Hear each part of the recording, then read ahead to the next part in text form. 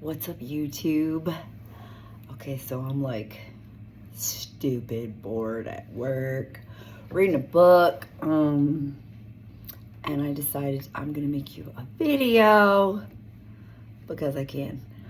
One thing I do love a lot about my job is I got a lot of freedom and opportunity to advance, and I work nights. I say I'm not talking right. Not gonna edit it either because I don't like editing. This is when my brain is awake. It's the words that I was trying to say. Okay, so what did I nerd out on today? Okay, let's talk about it. Because it's a let's talk video. And I like to talk. So if you like to listen, or you care what I have to say, or you don't, or maybe you're just looking for another way to criticize me. Oh, y'all, okay, let's just back up, okay? So we're gonna dive into some psychology terms in some of my new Let's Talk videos because I can, because it's a platform I can say whatever I want to on. How cool is that, right? And I got a few things to say to a few people. All right, and nobody follows you more and watches you more than your haters. So by all means, make sure you're giving them something to look at. Okay? Okay. Anyways, we covered that. Today's topic is cognitive dissonance. Okay? Think about these big words, these weird, bizarre psychology term words like cognitive dissonance. Why don't we just say brain discomfort, mental discomfort, mind gasms? That's not discomfort. Gasm is probably not a good word for discomfort. Okay, mind hiccups. Maybe that's a better one. I don't know. But yeah, like, mind fuckery is probably good, though. I hope YouTube doesn't, like, ban me for saying that. Anyways, you know what they say about people who cuss, right? They're more honest. People that don't cuss are less trustworthy. It's been statistically proven. Now, if that's something that goes contrary to what you typically believe and been raised to know, maybe you're experiencing cognitive dissonance. That's right, the topic of this Let's Talk video. So I want to nerd out a little bit on this one, guys, because it's such a mind-bending, mind-blowing experience to step out of our comfort zone or the realm of knowledge and information that we've always known and step into a new arena. So what is being open-minded? Open-minded is not just accepting any willing or active participant sharing knowledge, right? It's not. Actually allowing your mind to expand beyond its present state and allow a new idea, an unknown, unevolved, uncharted territory kind of idea that your brain has never really wrapped its mind around before. Like, that's being open-minded. You want to be able to expand your mind to a new horizon, to a new limit, to an unknown place it's not yet gone before, okay? So that's why I want to talk about cognitive dissonance and how the two are related, and what I'm really trying to wrap up today in this Let's Talk video. So you have a base of knowledge, a baseline of knowledge, something you've always known, something you've always believed, and somebody comes along and contradicts it. You're not happy about it. Your brain's not happy about it. Maybe you're feeling fearful now, anxious, or even guilty, or regretful, because a whole new arena of information has presented to you new facts, ideas, and information that's completely contrary to what you used to believe. That is cognitive dissonance, okay? That's what it is. It's that feeling of brain discomfort, dis-ease, mental discomfort. The word dissonance means a lack of comfort. It's a discomfort, okay? Cognitive is cognition, or cognitive meaning of the mind. Anything that's involving with cognition or mental processes in the brain. Cognitive functions are mental functions or brain processes, what's going on in our heads, okay?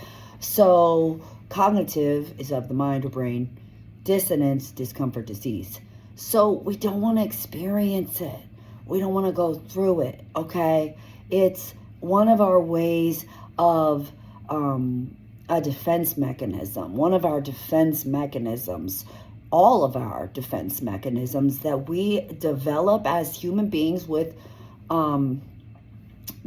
flawed, imperfect selves, brains that are always learning, and the ability to make mistakes. Humanity's beautiful because we're all flawed, guys. None of us are getting out of here perfect, okay? None of us. So what we can do is understand ourselves, improve ourselves, work on ourselves, adapt, and allow knowledge to evolve our mentality or mindset from where we were before to where we are going next and where we want to be someday, what we want to achieve next, right? Okay, so we're experiencing cognitive dissonance in any situation, scenario, or setting in which we have to experience some kind of mental expansion beyond what we currently know to exist as our reality. Okay, so let's say you know this guy. He's a nice guy, super nice guy. You know, he's a father and he's raised his kids, and his ex is a piece of shit. She's a drug addict and a hoe and a terrible person, and nobody likes her and everybody should hate her, and he's told everybody to hate her. She's, you know, she's just a terrible person. She lost custody of her kids. She's drug addict, drunk, hoe, all the crazy things, right? Well, then you're presented with new information that this guy has been like hustling hospitals and medical facilities he's worked at as an RN for his entire career, the last 20-something years, to get prescription medications and drugs, and actually been caught like drugging women on these outings in his travel nursing experience. And he's this total douchey guy. And everybody's always thought he's such a nice guy. And he's a drug addict. He's addicted to opiates. But he's been talking shit about the ex-wife and slandering her all over the internet, making her seem like she's out to this bad guy, talking to her family, her own children. You know, he's brainwashed them to think less of her. And here she comes, rolling out health, wellness, fitness, a degree in nutrition, higher learning, sober, sweet, sensitive, smart, totally busting through the ideology that he's ingrained into society, into the community, into his own children's minds, to think that his ex is this total piece of garbage. And she's not at all, in any way. Cognitive dissonance, right? It's like being mind blown when you're taken out of the parameters of thought and ideas that you've always had and known, and experiencing something that is in fact an alternate viewpoint, perspective, reality that's truth or factual or has prevalence or has a true level of significance that you need to comprehend it, understand it, and even wrap your mind around it. It makes you uncomfortable. We don't want to step outside of what we already know. We don't want to go too far outside the parameters of the environment that we're used to. And we're creatures of habit, right? It's hard to adapt. It's hard to evolve. It's hard to keep an open mind. It's hard to be something we're not. It's hard to be different and new and to learn new things. It's hard because we don't like change. We're stubborn. We're stuck in our heads. We're stuck in our approach. We don't want to expand beyond what we've always been believing, right? So some of us have more traditional values, and we don't want to expand beyond those traditional values. If it fits in its neat little box, we want to keep it there. But I want to get some more information because you know me, I'm random. I'm going to go off on a topic and then back and then right back to the topic. But some of the things that a person might do to cope with the feelings of cognitive dissonance is they might adopt beliefs or ideas to help justify or explain away the conflict. Well, that's just the way it's always been done. Hiding beliefs or behaviors from other people. If nobody knows, then it doesn't count, right? False. Reality is reality regardless of who knows it or not. Only seeking out information that confirms the existing belief. Staying in environments or places or people around people that'll reaffirm what you already believe so that you don't have to expand your mind beyond what your current beliefs are. Okay, so cognitive dissonance can cause anxiety, embarrassment, regret, sadness, shame, or stress. It just can. It really can. And it's hard to process these things, but guess what? It's okay. It's okay to embrace and experience all of these things. None of them will break us. If anything, they might make us better. to process those emotions, feel them, and evolve beyond them. Because we're all going to, at some point, when presented with new information, experience cognitive dissonance. It's a part of life. Okay, so cognitive dissonance can make people feel uneasy and uncomfortable. So we do everything in our power to try to avoid that. Stretching of the mind, right?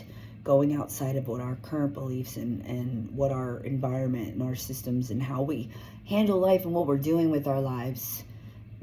Whatever's going on now, we want it to keep going on, right? Instead of change. Although sometimes change is the best thing in the world for us as human beings. So cognitive dissonance can be caused by the feeling of being forced to do, feeling forced to do something, forced to learn new information, or when faced with a decision between two similar choices. Okay, so once a choice has been made, people need to find a way to reduce these feelings of discomfort. We accomplish this by justifying why our choice was the best option so we can believe that we made the right decision. Back to the story in the beginning, I was talking about the guy who talked about his ex being terrible. So the children that he brainwashed into believing that she was terrible believed him because he's in control. He's the one in power. He's the position of authority in their life and their parent, and they want to accept and believe that he's going to steer them in the right direction. Later to find out he's a drug addict. Sometimes learning new information can lead to those feelings of cognitive dissonance. So if you engage in a behavior that you learned later on, ooh, that was harmful, like excessive alcoholism. I don't even drink anymore, guys. But a lot of people have drank so much, it makes their skin age more rapidly. They have health issues they can't escape. It's a toxin. It just poisons your body. It's not good for you. I don't do it. Not even in moderation anymore. I just don't. People sometimes deal with this by finding ways to justify their behaviors or finding ways to discredit or ignore new information. That's how we handle cognitive dissonance. Okay? And it's that feeling of disease that we get, cognitive dissonance, because we don't want to experience it, is why we refuse to believe new ideas. It's why we refuse to adapt to a new ideology.